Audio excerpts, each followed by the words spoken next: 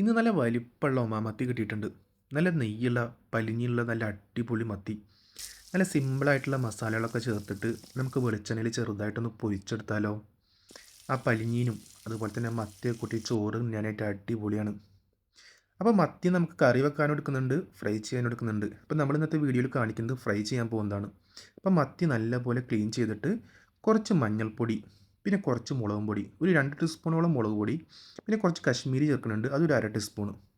പിന്നെ കുറച്ച് ഉപ്പും കൂടി ചേർത്തിട്ട് നമുക്ക് നല്ലപോലെ മിക്സ് ചെയ്തെടുക്കാം. ഈ മത്തി ഫ്രൈ ചെയ്യാനായിട്ട് നമ്മൾ ഒരുപാട് മസാലയോ കാര്യങ്ങളോ ഒന്നും എടുക്കണില്ല.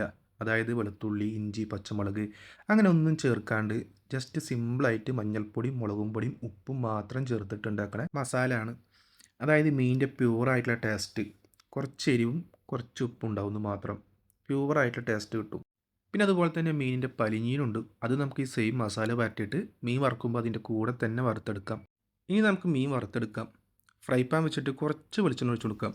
വെളിച്ചെണ്ണയിൽ തന്നെ ഫ്രൈ ചെയ്യണം. അപ്പോൾ ഒരു പ്രത്യേക ടേസ്റ്റാണ്, നല്ല സ്മെല്ലുമാണ്. പിന്നെ ചെറിയ ഫ്ലെയിമിൽ വെച്ചിട്ട് കുറച്ച് ടൈം എടുത്തിട്ട് വേണം ഫ്രൈ ചെയ്തെടുക്കാനായിട്ട്.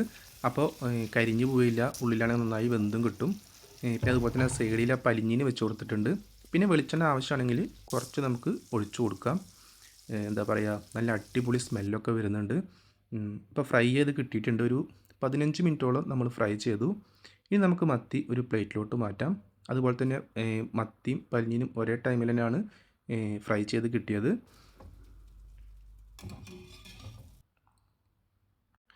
ഇനി നമുക്ക് ഊണ് കഴിച്ചാലോ?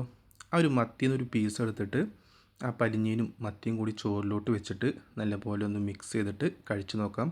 സംഭവം മത്തിയും ചോറും കഴിക്കാനായിട്ട് അടിപൊളി ടേസ്റ്റാണ്. എന്താ പറയുക, മത്തിയുടെ പ്യുവർ ഫ്ലേവർ ആയിരിക്കും നമുക്കിങ്ങനെ മസാല പുരട്ടിയിട്ട് ഫ്രൈ ചെയ്ത് കഴിഞ്ഞാൽ കിട്ടുക.